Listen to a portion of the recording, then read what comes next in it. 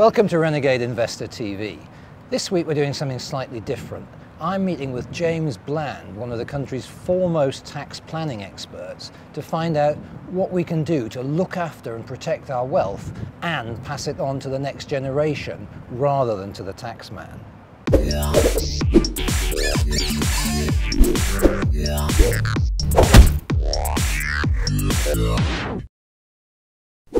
James, welcome to Renegade Investor TV. Thank you.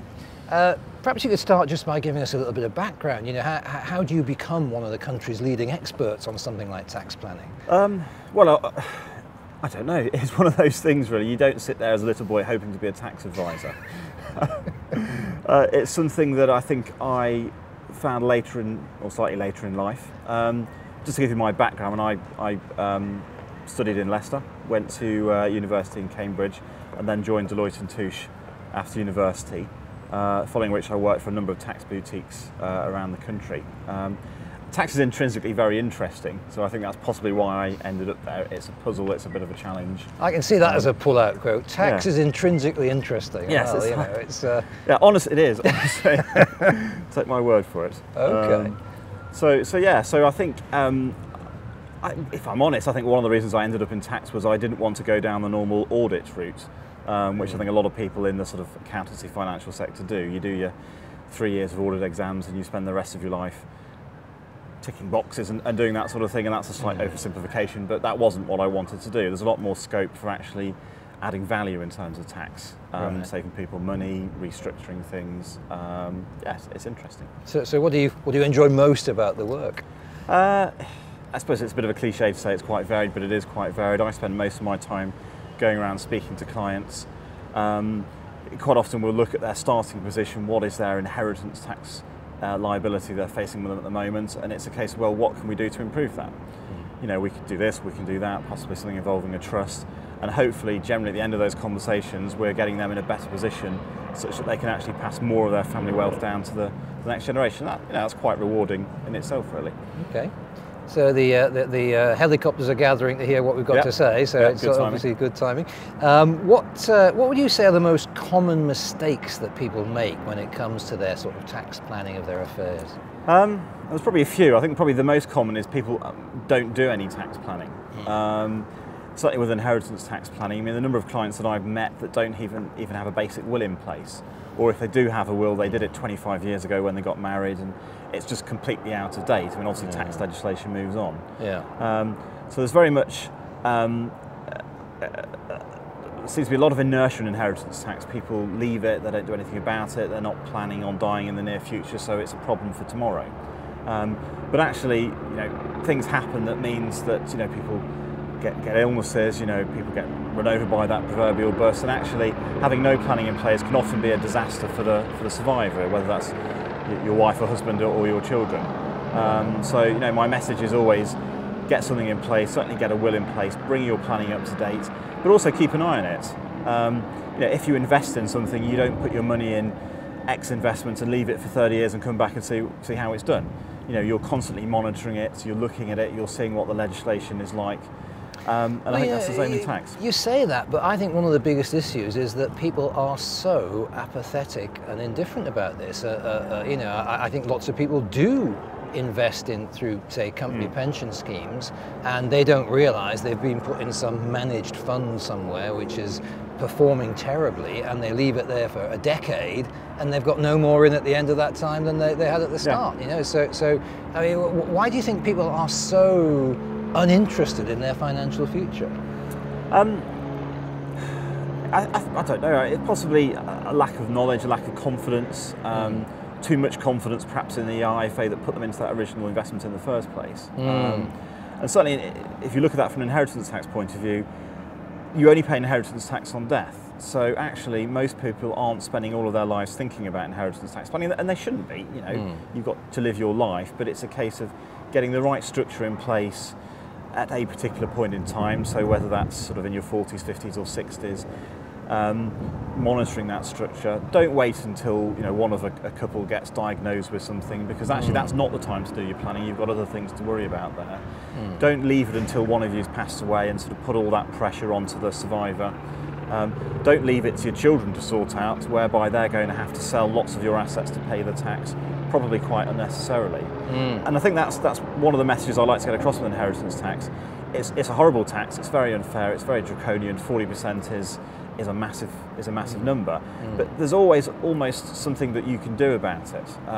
There's more you can do about it the earlier you start. If you leave it later, at some point you'll get to a stage where you've got one option and then maybe no options. Right. But the earlier you start, the more you can do about it. And actually, there are lots of relief in the legislation, and that's what we do. We're not doing sort of whizzy, we're not tax planning, we're not doing Gary Barlow, artificial aggressive sort of stuff. You don't need to do that in inheritance tax planning. There are very many reliefs there. It's a case of saying, well, this one suits my circumstances and maybe this one does as well.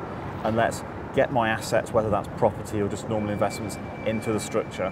So I've not got such a big inheritance tax problem. Well, I think one of the things people don't realise is that thanks to, shall we say, fiscal drag, the Chancellor's decision to leave the limits unchanged for a decade, more and more people are being dragged into the inheritance tax net. So this is not just an issue for millionaires now, is it? This is an issue for the average family living certainly in southeast England. Well, that's true. I think when inheritance tax was brought in, it was for people who owned half of Leicestershire or half of Pembrokeshire or something. Yeah. And if you've inherited that sort of wealth, there's a logic behind it that says you probably ought to pay a bit of tax because you've not paid tax on getting it together. But yeah, nowadays, you only need to own a nice house, or in London, a nice apartment, or anything basically, and a shed in London, and you're into inheritance tax. And that wasn't really what it was designed to capture, but you're right, fiscal drag kicks in. From the government's point of view, they're quite happy that it kicks in. It's something like 7 or 8 or 9% of the population will pay inheritance tax, which is not obviously a huge number, but it's a lot of people, and it's roughly around £3 billion a year, but that's forecast to go up to 6, I think, in a couple of years' time. Yeah. And most of that comes to results from property.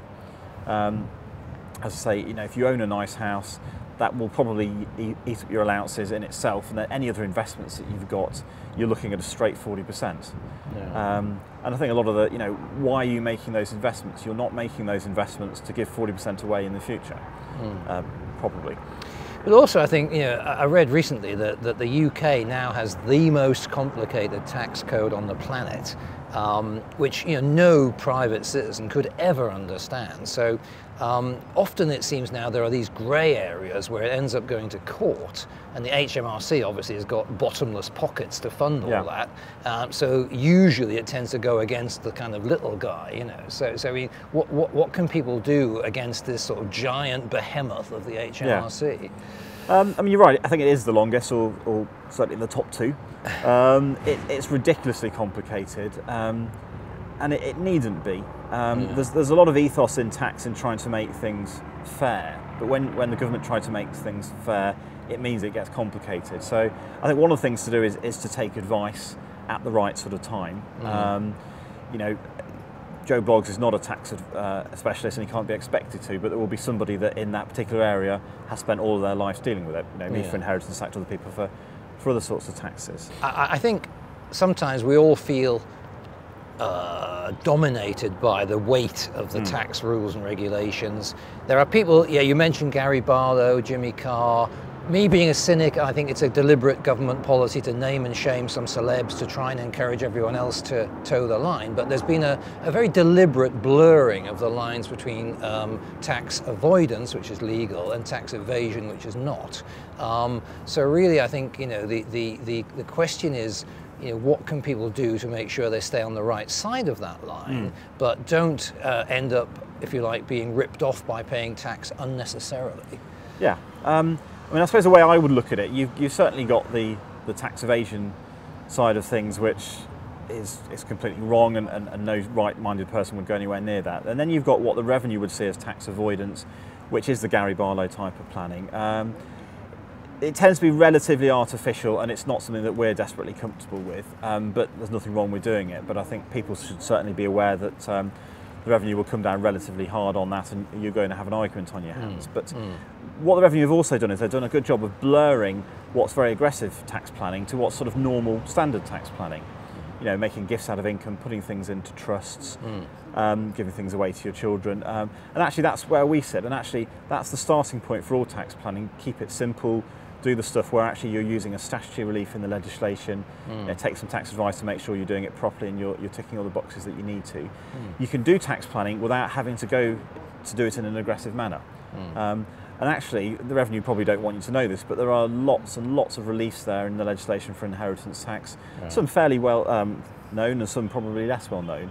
Okay. It's a case of saying, well, that relief works for me, so I'm going to structure my affairs to take advantage of it. I don't need to do anything fancy. I will just use that. See, one of the things I have always found is that whenever I've paid for professional advice in an area like this, it's always paid me back many times over in terms of savings or cost avoidance or whatever. But I do see a lot of people kind of reluctant to pay these professional fees. Would you say from your experience that invariably you've been able to help your clients way above and beyond any cost to them involved in fees?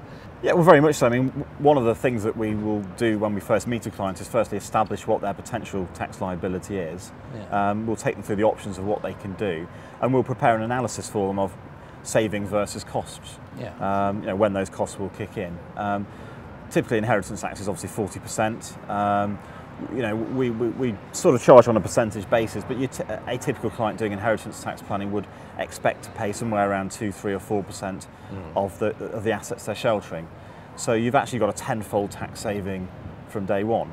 Right. And actually, in a sense, it's even better than that for clients, because actually the fees are generally based on the tax saving today. Yeah. But of course, assets go up in value, and if you're sheltering the extra value as well. Right. So.